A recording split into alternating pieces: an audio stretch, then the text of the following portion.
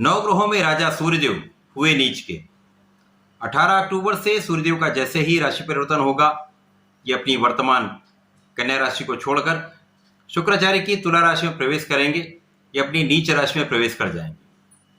जब भी कोई ग्रह नीच राशि में प्रवेश करता है तो उसका प्रभाव क्षीण हो जाता है, उसके बल में निर्बलता जाती है तथा वो निम्न स्तर का प्रभाव देने लगता है, नकारात्मक प्रभाव मिलने लगते हैं।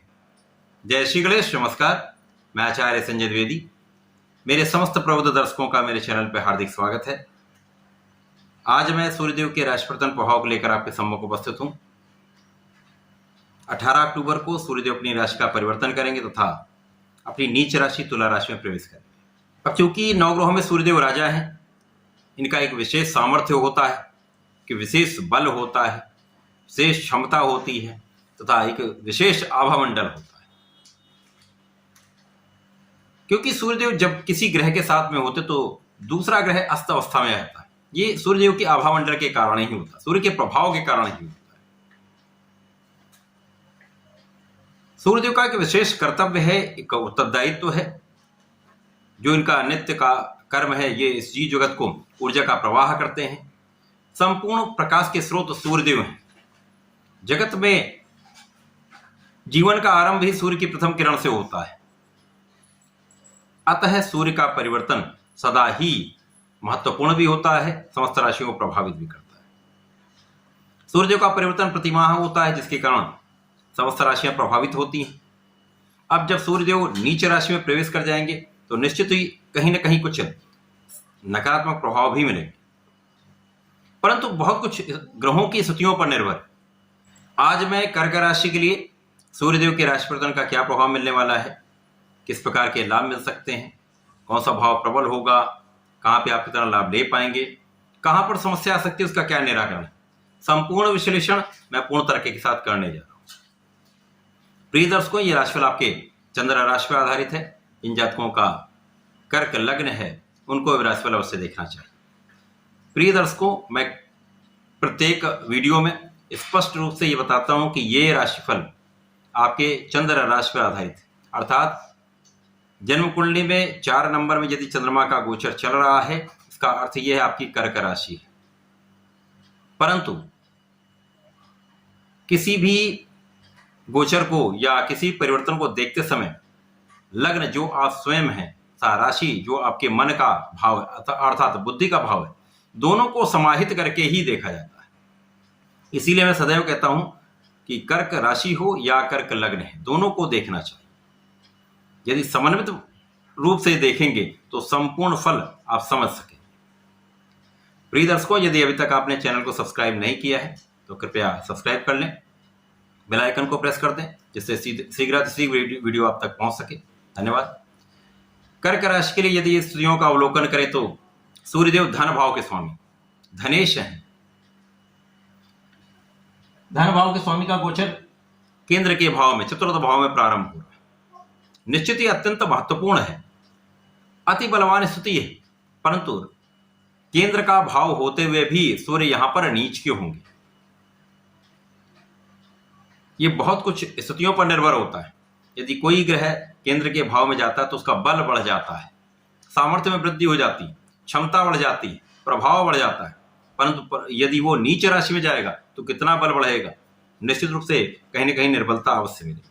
अब जो धन भाव के स्वामी हैं वो ही निर्बल होने जा रहे हैं। परंतु यदि स्थितियों का अवलोकन करें तो चतुर्थ भाव में सूर्यदेव हैं, दसम भाव में गुरुदेव बृहस्पति का गोचर चल रहा है। गुरुदेव बृहस्पति जो लंबी अवधि के ग्रह हैं, सर्वाधिक शुभ ग्रहों में से एक हैं। इनका प्रभाव सदा ही सकारात्मकता देने वाला। सूर्य और गुरु मित्र भी हैं। कर्क राशि गुरुदेव की उच्च राशि भी है, जहां पर गुरुदेव का प्रभाव लग्न पर भी है और सीधे सीधे सूर्य पर भी, जिसके कारण सूर्य का जो निर्बल प्रभाव है वो कम हो जाएगा, जिससे आपको कुछ ना कुछ सकारात्मकता मिलने वाली, कुछ भाव आपके प्रबल हो जाएंगे। साथ ही साथ यहाँ पर शुक्राचार्य की राशि में ये गोचर हो रहा है। शुक्राचार्य के साथ भी सूर्यदेव का तात्कालिक मैत्री के भाव में होना कहीं ना कहीं सकारात्मकता दे रहा है। इसके साथ ही एक बहुत ही इंपॉर्टेंट, बहुत ही महत्वपूर्ण है शनिदेव का प्रभाव। तुला राशि शनिदेव की उच्च राशि है, जहां पर शनिदेव का नवम पंचम का संबंध सूर्य के निर्बल प्रभाव को कम करने वाला है, सकारात्मकता बढ़ाने वाला है। तो निश्चित रूप से कहीं न कहीं कुछ सकारात्मकता अवश्य मिलेगी, आपको लाभ अवश्य मिलेगा। अब चतुर्थ भाव का गोचर है, जो आपके सुखों का भाव है, सुख संपदा का भाव है, भूमि भवन वाहन का भाव है, माता का भाव है, जनता का भाव है।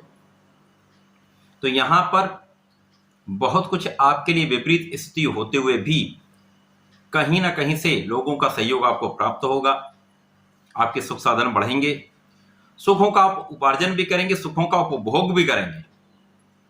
माता के साथ संबंध आपके अच्छे रहेंगे, माता का सुख भी प्राप्त होगा, माता के स्वास्थ्य में कुछ निर्बलता हो सकती है, ये एक नकारात्मक भाव मिल सकता है। पिता का पूर्ण आशीर्वाद आपके साथ रहेगा। इसी प्रकार से सूर्यदेव जब चतुर्थ भाव में होंगे तो आपके धन के मार्ग प्रशस्त हो जाए, धन का आगमन यहां पर निरंतर आपके पास होता रहेगा। यद्यपि धन का संचय कम हो पाएगा, धन के संचय में समस्या हो सकती है, परंतु आपके लिए धन का मार्ग अवश्य बनेगा। कार्यक्षेत्र की प्रबलता आपको प्राप्त होगी, कार्यक्षेत्र में आपकी प्रगति होगी, परंतु संघर्ष भी होगा। प्रत्येक कार्य में विलंब होगा, प्रत्येक कार्य में संघर्ष होगा, प्रत्येक कार्य में अवरोध होगा। उच्चाधिकारियों को उतना सहयोग नहीं प्राप्त हो पाएगा जितना आपको मिलना चाहिए।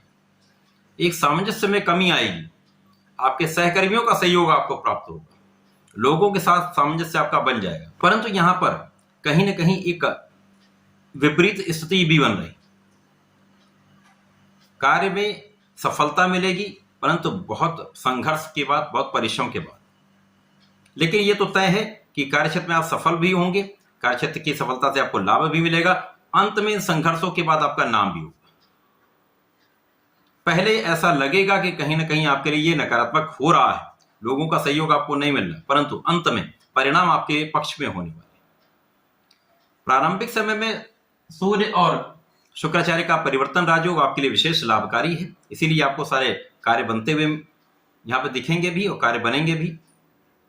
परंतु जैसे ही 3 नवंबर को शुक्राचार्य का परिवर्तन अपनी नीच राशि में हो जाएगा, तो यहां से यद्यपि यहां पर कुछ अच्छी स्थितियां भी बनेगी, कुछ अच्छे ग्रहों का सहयोग भी मिलेगा, परंतु जो स्थिति चल रही है वहां पर बहुत बड़ा बदलाव नहीं आएगा, उतना लाभ विशेष रूप से आपको प्राप्त नहीं हो पाएगा।